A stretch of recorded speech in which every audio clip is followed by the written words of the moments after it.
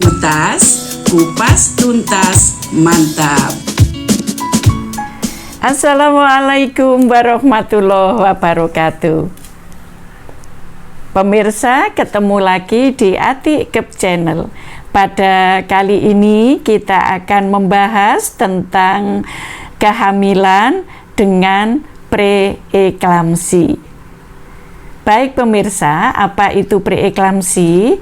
Preeklamsi itu yang jelas terjadi pada kehamilan di atas 20 minggu dan adanya beberapa sindroma yang khas untuk preeklamsi. Salah satunya adalah tandanya ada tensi tekanan darah yang tinggi di atas 140/90, kemudian ada odem pada wajah, pada tangan, kemudian ada protein uri. Nah, pada ibu hamil, kalau ada tanda-tanda terjadi tensi tinggi dan terjadinya itu kehamilan di atas 20 minggu, diwaspadai adanya preeklamsi atau keracunan kehamilan. Nah, untuk preeklamsi itu sendiri sampai saat ini belum diketahui penyebabnya dengan pasti. Tetapi ada beberapa faktor ya yang bisa menjadi predisposisi terjadinya preeklamsi, yaitu pertama, pada ibu-ibu hamil primigravida atau anak pertama. Kemudian pada ibu hamil dengan usia ibu kurang dari 20 tahun atau lebih dari 40 tahun. Pada preeklamsi ini juga bisa menyerang pada ibu-ibu yang mempunyai riwayat hipertensi kronis. Hipertensi kronis itu atau hipertensi kronis pada ibu hamil itu dikatakan hipertensi kronis apabila ibu hamil itu sudah mulai awal terjadi tensinya tinggi. Itu bedanya dengan preeklamsi. Kalau preeklamsi tensi tinggi ya di atas 140/90, 160/110 itu kalau berat, tapi terjadinya adalah pada usia kehamilan di atas 20 minggu atau 5 bulan. Nah, untuk preeklamsi tadi ya, saya lanjutkan untuk faktor predisposisinya ya. Itu juga ada faktor genetik dari keluarga yang juga mempunyai riwayat hipertensi, kemudian kehamilan sebelumnya itu juga terjadi preeklamsi gitu ya. Itu kemungkinan untuk faktor dari predisposisi atau bisa mendukung terjadinya preeklamsi. Untuk itu pemirsa, kalau usia sudah di atas 35-40 tahun diupayakan jangan hamil kalau bisa ya.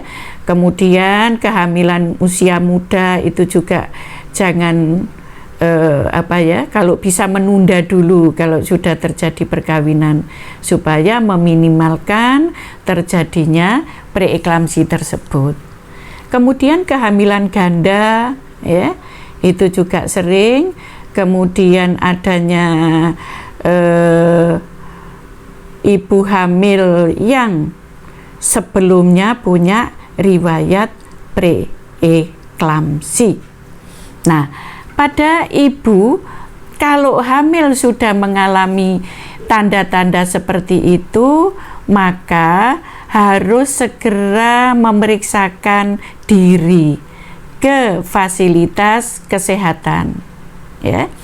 Nah, untuk di fasilitas kesehatan, ibu-ibu akan ditanyakan beberapa hal keterkaitan dengan penyakit-penyakit ibu sebelumnya. Contohnya tadi hipertensi, preeklamsi sebelumnya, ya, itu yang bisa mendukung. Mungkin adanya diabetes mellitus atau kencing manis dari anamnese, ya. Ada keluarga yang kena tadi, ya, dengan penyakit yang sama. Nah, selanjutnya ibu akan dilakukan pemeriksaan fisik mulai dari muka sampai dengan ke bawah atau head to toe, ke seluruh tubuh. Nah, muka itu bisa terjadi odem tapi tidak selalu itu ada. Kemudian kegemukan itu juga mencetuskan untuk terjadinya preeklamsi, terutama pada ibu-ibu yang gemuk, yang diukur IMT-nya, ya, indeks massa tubuhnya lebih dari 29, itu juga kita waspadai untuk preeklamsi. Di sini untuk preeklamsi itu sendiri sebenarnya bisa di-screening mulai awal supaya tidak sampai terjadi preeklamsi yang berat. Nah, screening ini bisa dilakukan pada saat ibu awal ketemu nakes, bidan atau dokter atau nakes yang lain di fasilitas kesehatan. Itu sudah bisa di-screening lewat tadi faktor-faktor predisposisi yang mungkin dicurigai bisa mencetuskan terjadinya preeklamsi itu sendiri. Nah, pada pemeriksaan ibu, selain pemeriksaan fisik itu tadi, ibu akan diukur tekanan darah, ya. Tekanan darah untuk yang ringan itu 140/90, kalau sudah berat bisa terjadi sistol 160, diastol 110, itu tekanan darah. Diusahakan kalau mengukur tekanan darah, ibu dalam kondisi tidur, maksudnya itu rest atau di tempat tidur, jangan dengan duduk habis itu baru jalan langsung ditensi.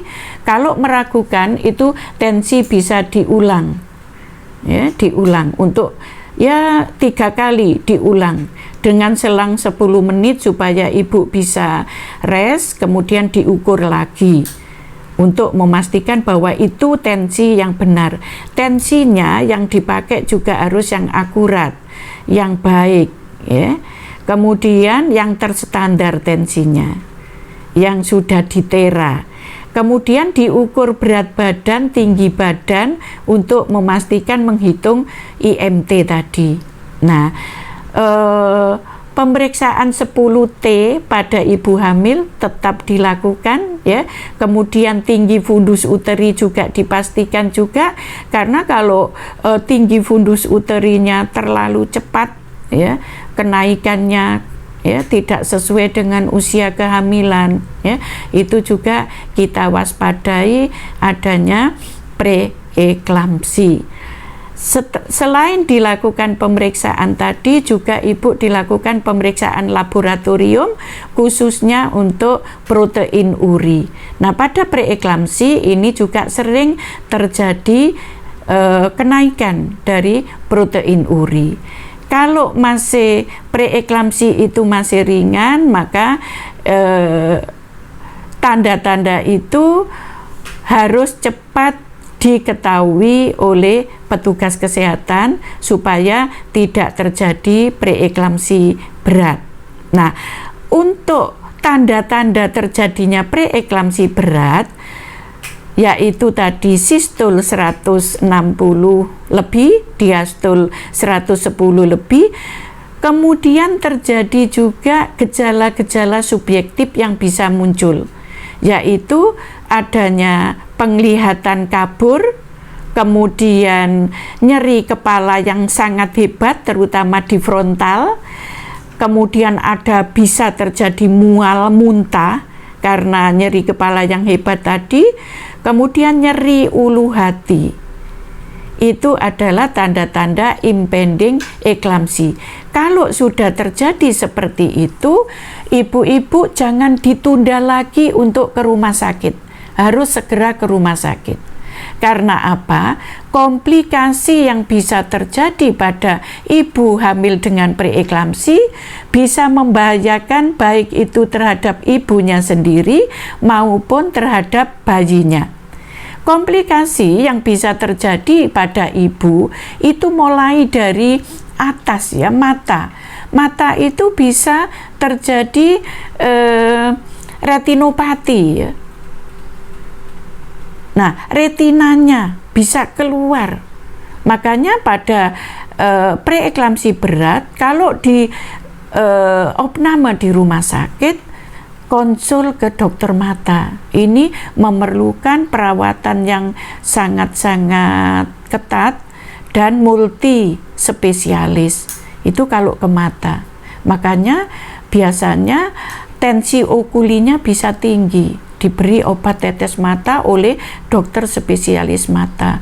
Kemudian kalau ke jantung itu juga bisa bahaya, ke paru-paru apalagi bisa gagal paru, gagal jantung, gagal ginjal. Untuk itu juga konsul dengan spesialis penyakit dalam, spesialis paru ya, itu untuk mengetahui apakah parunya bisa berfungsi dengan baik. Karena pada preeklamsi itu sering terjadi pada gagal-gagal ginjal, gagal nafas, kemudian juga gagal jantung. Bisa juga ke otak, gagal otak sehingga terjadi stroke, sehingga juga perlu kolaborasi dengan dokter saraf. Itu preeklamsi yang berat sampai terjadi kejang. Kalau sudah terjadi kejang, penata laksanaannya juga lebih intensif lagi, di mana kerjasama dengan dokter saraf supaya tidak terjadi kefatalan pada organ saraf itu sendiri. Untuk itu pemirsa, jangan diremehkan untuk preeklamsi supaya tidak terjadi preeklamsi berat maupun eklamsi. Itu untuk komplikasi yang bisa terjadi pada ibunya sampai terjadi ke kematian itu sendiri. Nah, komplikasi yang terjadi pada janinnya itu adalah janin bisa lahir prematur, bisa AUGR atau berat lahir rendah, atau bisa juga terjadi distres dan kematian pada bayi. Untuk itu pemirsa yang sedang hamil, tolong untuk kontrol rutin dan jangan lupa bawa buku KIA. Dan untuk nakes fasilitas pelayanan kesehatan, tolong dipastikan bahwa alat-alat yang dipakai untuk memeriksa pasien itu dalam kondisi terstandar supaya kita tidak sampai salah diagnosa. Kalau pasien ketemunya di BPM, praktek mandiri bidan, harus segera dirujuk. Kalau di rumah sakit, Bu Bidan harus cepat kolaborasi dengan dokter obgyn. Kalau di puskesmas, kita juga harus melakukan rujukan. Untuk rujukan, kita harus mengingat baksoku. Bidan harus ikut, alat apa yang harus dibawa, kemudian keluarga juga harus dilakukan inform consent, kemudian obat-obat yang dibawa terutama MGSO4, kemudian obat-obat anti kejang yang selama rujukan pasien juga harus dalam kondisi terinfus, oksigen harus dibawa, parteset juga harus dibawa. Jadi obat gawat darurat untuk ibu harus disertakan terutama untuk pemberian MGSO4. Untuk pemberian MGSO4 itu juga jangan lupa refleks patella harus dipastikan positif, kemudian pernafasan juga masih normal, dan untuk kencing urinnya juga masih normal. Oke?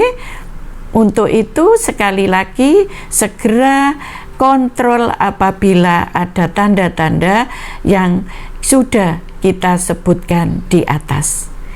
Terima kasih pemirsa, demikian tadi kupasan tentang preeklamsi. Saya akhiri cukup sekian, mudah-mudahan bermanfaat. Wassalamualaikum warahmatullahi wabarakatuh. Jangan lupa subscribe, share, komen, like. Matur nuwun.